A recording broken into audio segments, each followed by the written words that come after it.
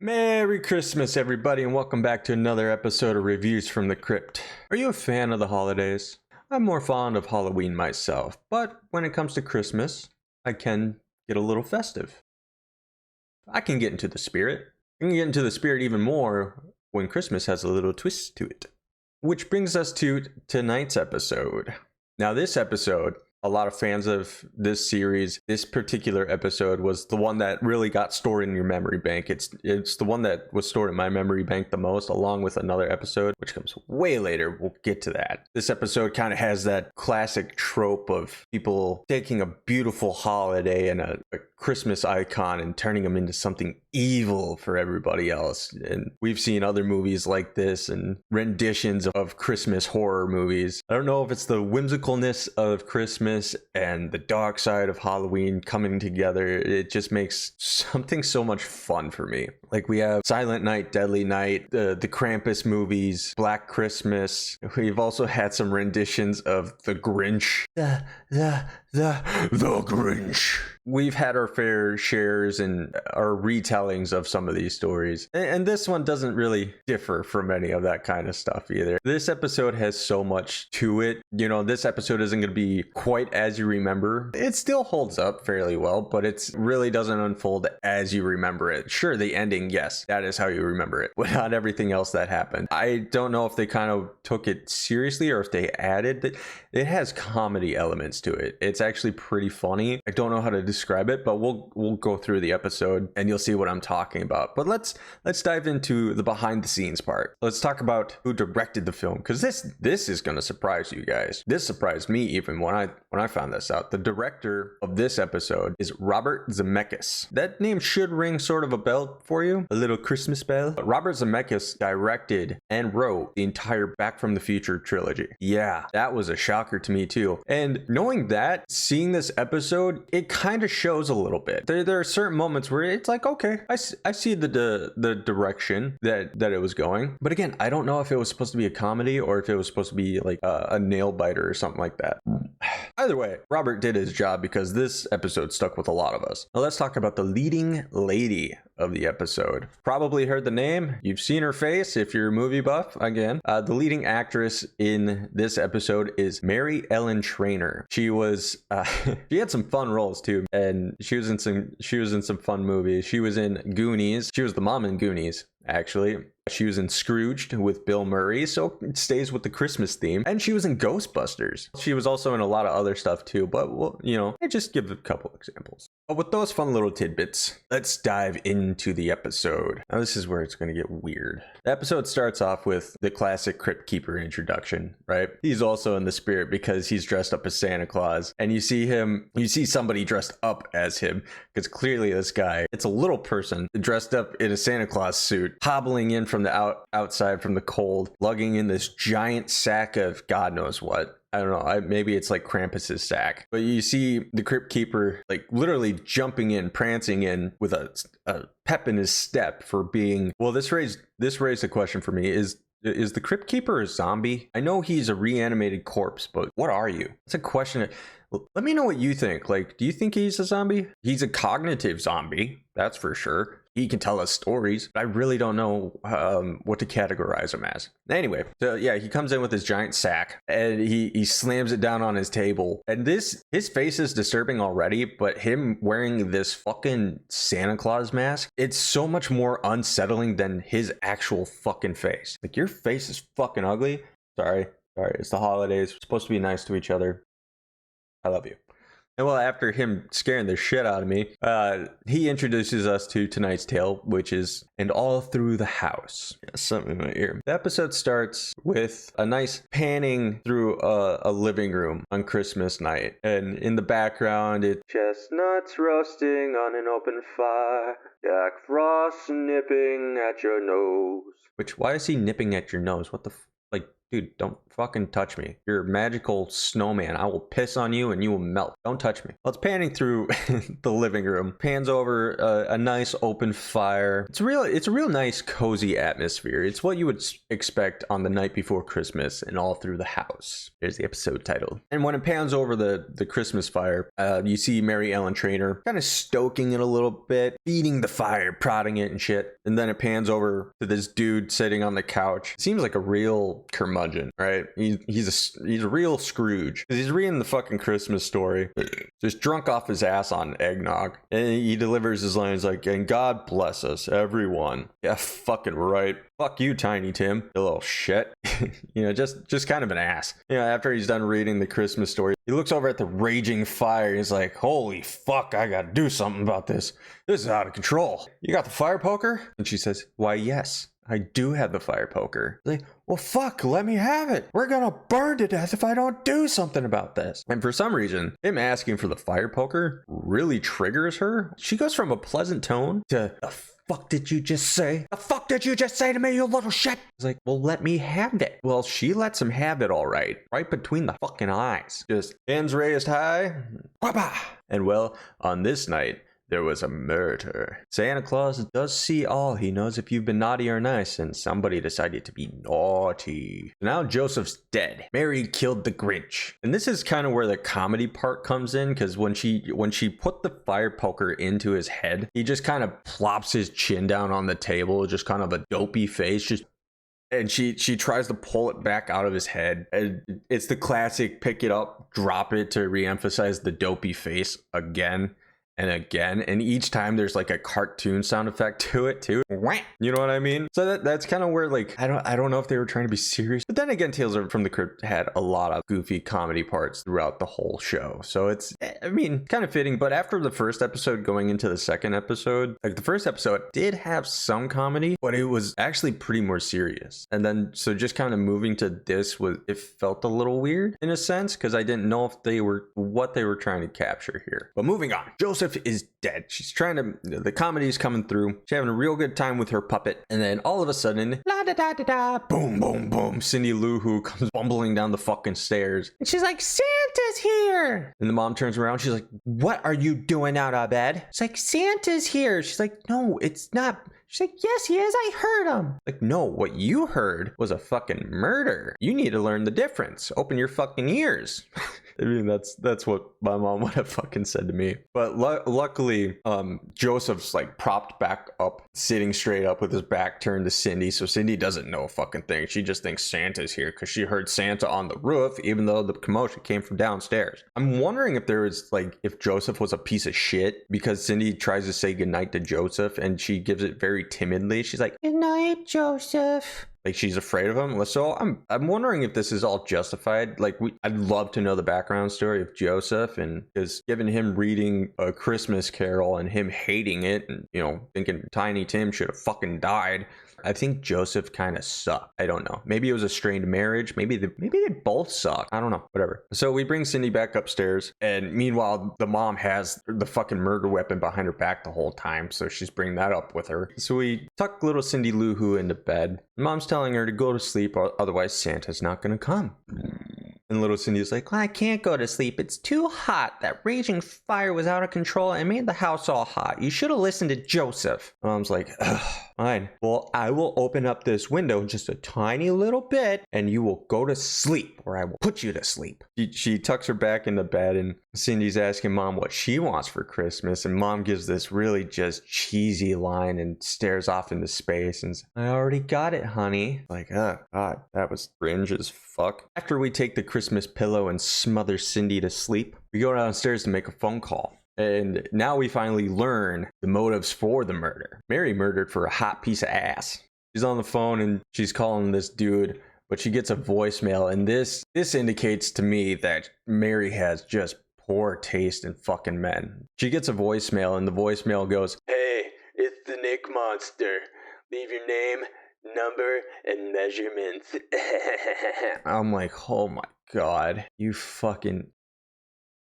dumb bitch. And so she leaves a voicemail, right? And she's She's like, I did it, my love. I did it. I know you told me not to call, but I'm gonna call and leave a very incriminating message and pretty much confess to the murder over this voicemail. But I did it. I killed him. Now we got the money. It's like, oh my God, Mary, just you're poor judge of character. You kind of, come on, honey, sweetie, get a brain. So anyway, after she leaves her confession tape on Nick Monster's voicemail, let's cut to the living room because now she's got a body to clean up and take care of. So that way she can come up with some story of where Joseph went. So she's wiping up, cleaning up, whatever. But we got to make sure there's no more blood spillage as we take the body out of the house. Mary decides to wrap up her little Christmas gift that she already got and put a bag over Joseph's head and tie a nice neat little bow on it. And now that she's got it all wrapped up and ready to go, we gotta drag this fat fuck outside. So she's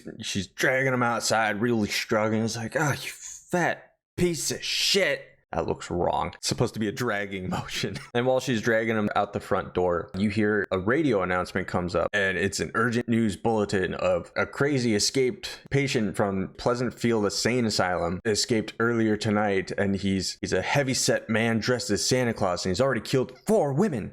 Oh no, this is going to exacerbate things a lot throughout the night. Now, well, unfortunately, Mary's too preoccupied covering up for her own murder to hear about another murderer out on the loose. Now, we're outside, and apparently they have like this 18th century well right out in the front yard, literally like 5 feet away from the front door. Mary literally could have just opened the door and Kobe, she could have just shot Joseph into the well from the front door. She didn't have to drag him all the way out there. Well, I mean, I guess Joseph's so fat she had to. We're gonna throw Joseph down into the well because police aren't gonna check down there when she has to call them later and tell them that Joseph went missing, or whenever an investigation happens. If a well is in your front yard and they have to investigate a missing persons, I mean, I'm pretty sure somebody's gonna get a little curious and look down there and be like,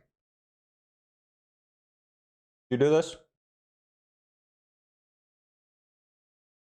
You do this? She did it. Like you should have come up with a better plan than that. So anyway, she's about to grab Joseph and throw his fat ass down the well. Little tiny Tim's not going to help. And while she reaches for him, bah! Zombie Joseph! Oh! That's right, she didn't learn the rule of double tap from Zombieland. Actually, no, she did. This is where it's fucked up. Now, A, she put a fire poker through his fucking head, and if that wasn't enough to kill him, the fucking bag should have, because that bag was wrapped around his fucking head for, I don't know, 10 minutes? Five at least. And I don't know, because Joseph doesn't go to the gym, but I'm pretty sure his cardio is not up to be holding his breath for 5 minutes in a bag. So if the fire poker didn't kill him, suffocation should have. This guy's like a fucking Terminator. It made no sense to me. So she's fighting with Zombie Joseph, and you know, the nearest weapon is an axe right off to her left. So well, Joseph was only going to fight for just a little bit because, again, 0 cardio, couldn't fight for that long. So Joseph finally dies from exhaustion. That's what did him in. He lets go of Mary. She turns around, you know, trying to catch her breath, and then turns back around and dun dun dun, the axe is gone. Oh, but where did it go? With the struggle over, she's about to pick up Joseph, toss him down the well. She starts hearing this noise coming from nowhere. A jingle jingle, a jingle jingle. She's hearing Christmas bells, and she's like, what the fuck? If you don't have wind chimes or any Christmas bell jingle jingle decorations hanging outside your house, don't investigate. Just get your ass back inside, because if you're hearing that, 2 possible things: Santa's actually real and he knows that you've been naughty and he's calling Krampus to come get your ass, or 2, somebody's gonna fucking come kill you dressed as Santa. And so sure as shit, after she's done investigating, it's a classic turn around and boom, there's Santa right in front of you.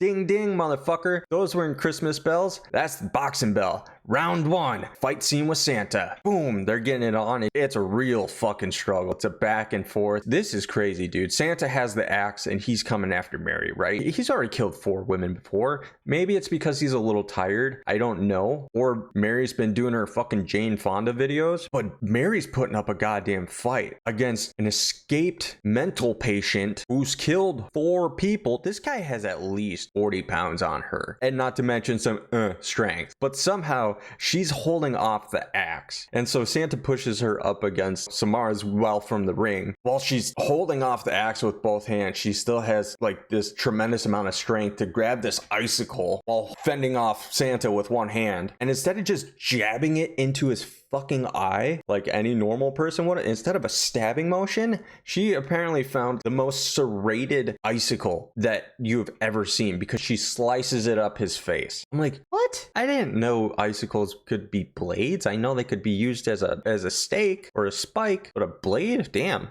I mean, that's kind of cool. That's a murder weapon that just melts. Why didn't you kill Joseph with that? Because you didn't take care of the fire poker earlier. You left that out in front of Cindy's room. Well, yeah, she slices Santa's face and he gives off a type of scream and kicks him through the uprights and escapes Santa's clutches. She starts running back to the front door, screaming bloody fucking murder this entire time, mind you. She gets to the front door, Santa chasing her. Oh, I forgot to mention she grabbed the axe too, by the way. So she gets inside. Santa puts his arm into the house and she slams in the door. He's like, ah! And she's screaming this entire time, just ah! They're both screaming, they're both fighting. She's slamming the door. She takes the axe, she fucking chops him in the arm. Santa lets out another big curdling chonk scream, and she finally slams the door shut, locks it, and Santa, disappears. And, in a panic, she grabs the phone, she calls. She doesn't call the police. No, this is back in the 1990, so she doesn't call the police right away. She calls. Actually, I don't even think she dials the phone. She just picks up the phone. She says, operator, give me the police. I need help. There's a crazy madman and he's out to get me. The operator is like, hold on, what's your location? My location? Yes. What's your fucking address so I know where to send the police? The realization sets in and she's like, oh fuck, I killed somebody. I didn't deal with that yet. I'll call you back. Boom. She hangs up the phone and now she's got to think like, oh okay, how do I remedy this? Oh bitch, there's a crazy guy out dressed as Santa Claus and he just tried to kill you. Blame it on him. Just say you were attacked. You should have some signs of struggle on you, right? Well, while she's thinking about that, something passes by the window in the study across the house and she kind of like, oh shit, what was that? So her being a fucking Detective Mary, she has to go investigate again. So she goes into the study, she's looking out the window, whatever, and then the phone rings. She's like, whoa, what? Who the fuck is calling me? It's 1:30 in the morning. I just killed a guy and fought with Santa. Who? Oh, it must be Nick. Well, as she's gonna go reach for the phone, all you hear is ding ding, round 2 with Santa. Fucking this tire swing comes crashing through the window, just explodes, and Santa comes crashing through. He starts strangling Mary, and more screaming, more fighting, more all this shit. Mary's struggling again, grabs the axe that's on the desk and just, well, boom, hits Santa in the face with the blunt end, so it just knocks him out. It doesn't grab it, flip it, done. No, she knocks out Santa, and now she has to recompose herself. She's like, oh. Fuck, god damn, what a night. Now that she knows she's safe, the phone rings again. This time she actually has time to answer it. So she answers the phone. Lucky her, it's the police. It's fucking Sergeant Seinfeld calling, just letting people know that crazy Saint Nick is on the loose. They're calling people in the residential area, just like, hide your kids, hide your wives, kill your husband, because he's murdering up everybody out here. Just letting everybody know to be on their guard and asking if they've seen anything. And Mary's just like, no, officer, I haven't. Everything's fine here. Nobody's dead. Definitely been a real quiet night. Not a creature was stirring, not even a mouse. You know how that song goes, right? It's like, okay, well, we're still sending police to people in the immediate area. She's like, you're sending somebody here right now? Okay. Why, is that a problem? No. Everything, like I said, everything's fine. Yes, no. How long? He'll be there in 20 minutes or something like that. Oh, okay, 20 minutes? Oh, sure. Okay, perfect. Okay, bye. And she hangs up the phone, whatever. Now she's like, oh, okay. Fuck. 20 minutes. Okay. Oh, I know.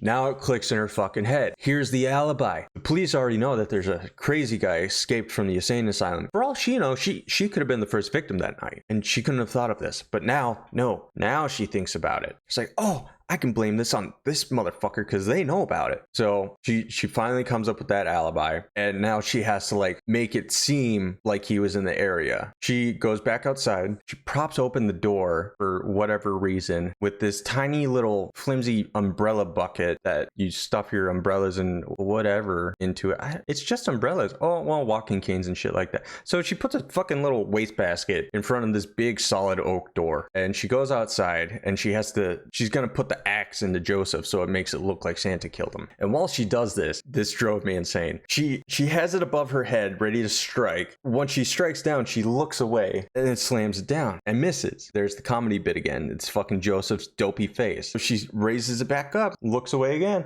and slams it down. It's like, bitch, you already did this once before with a fire poker and you looked straight at him. This is no different. Why is this a problem for you? So she finally realizes like, oh, this guy's already dead. I already did this once. She finally looks at him, boom, slams it down right into Joseph. And as she does that, the door closes. And when the door closes from a tiny little gust of wind, that's what wakes up Cindy. It wasn't round one with Santa Claus with your mom slamming the door on his fucking arm and chopping it while they're both screaming. It wasn't the window bursting open from a fucking tire swing outside with more screaming. It wasn't the 3 phone calls. No, it was the fucking door. That's what woke her up. Did mom slip her some whiskey and melatonin? Yeah, sure, she smothered her to sleep, but holy shit, that's what wakes her up? Ugh, okay, whatever. I know kids have selective hearing, but goddamn. Not to mention, she thought it was fucking Santa again. No, what you're hearing is altercation and murder and a crime, not whimsical, jolly old fat fuck Saint Nick and his 8 goddamn reindeer. No, you're hearing violence. You know,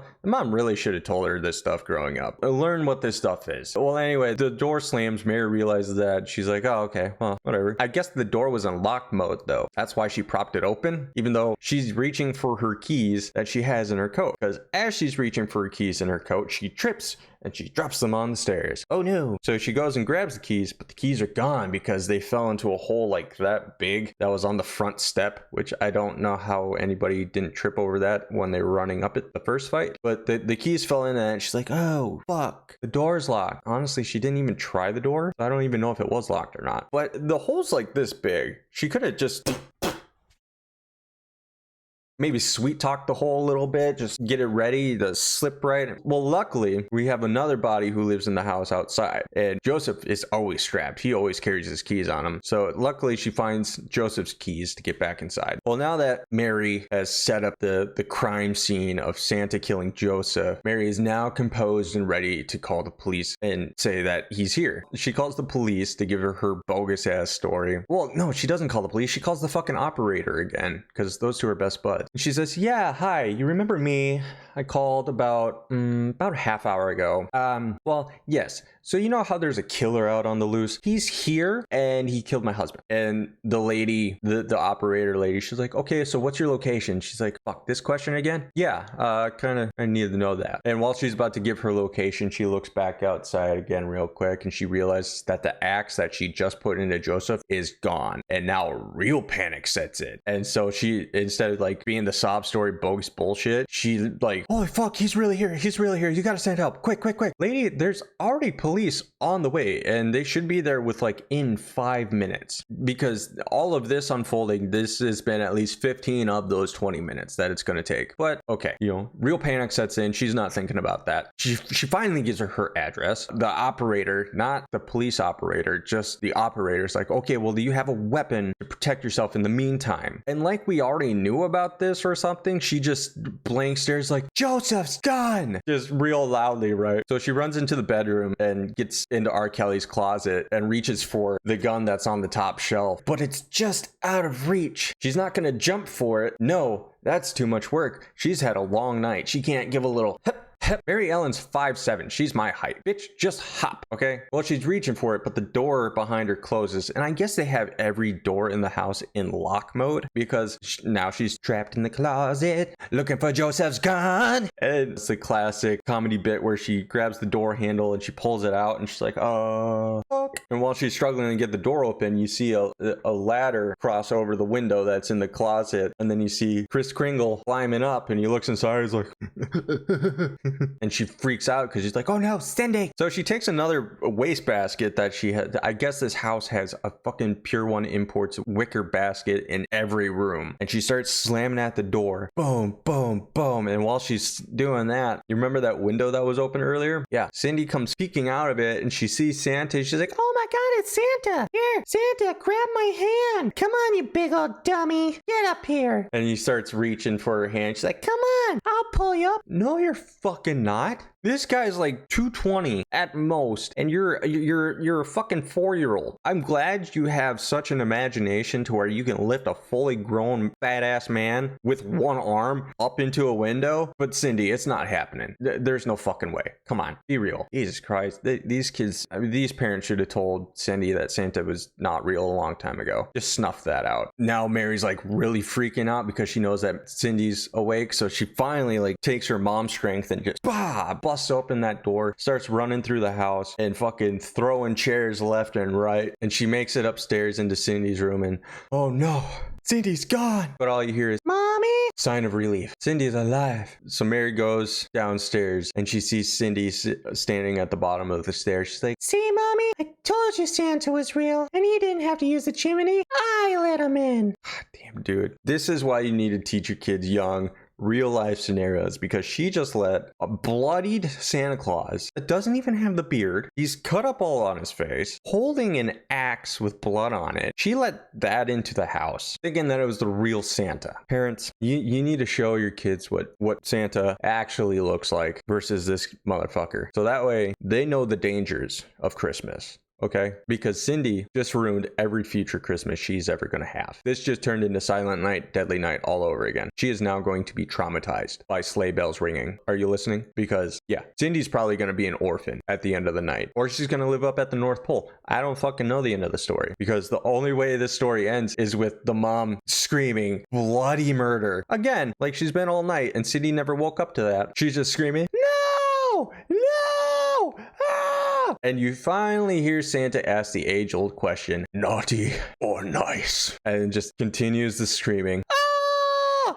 Ah! Until it finally cuts out. That's the end of the episode. But again, we don't know. We don't know if he murdered her. Sure, she's been naughty. She's been a little naughty. He's also been a little naughty. Maybe they find common interest. Maybe they fall in love. Wouldn't that be nice? Wouldn't that be a Christmas miracle? But in reality, we probably all know that the cops showed up. Kringle and Mom had a fucking standoff with the cops. Pop, pop, they're down. And Cindy's now at the local orphanage, or living with her aunt and uncle, because Joseph and Mom suck and didn't teach Cindy what a murder sounds like. I don't know. Teach your kids. Teach them lessons. Teach them life lessons. Sure, you can have fantasies and stuff like that, but let them know what the fictional looking character fucking looks like versus a crazed, insane man dressed up as Santa Claus. Put the two pictures together, and there you have it. Lesson over. You'll save a life. And now, you know, we get the classic Crypt Keeper outro, and it pans over that fucking Santa mask again, which literally is probably the creepiest thing out of this whole episode, besides that guy's fucking gums. Oh my god. I know he was in an insane asylum, but in a place that's called Pleasantfield, I think it was. Do you think their staff would take better care of their patients and, I don't know, maybe clean them, bathe them, feed them, brush their teeth? That guy's teeth were fucked. Dude, that was another murder of the night. Fucking gingivitis murder on that guy's mouth. Ugh,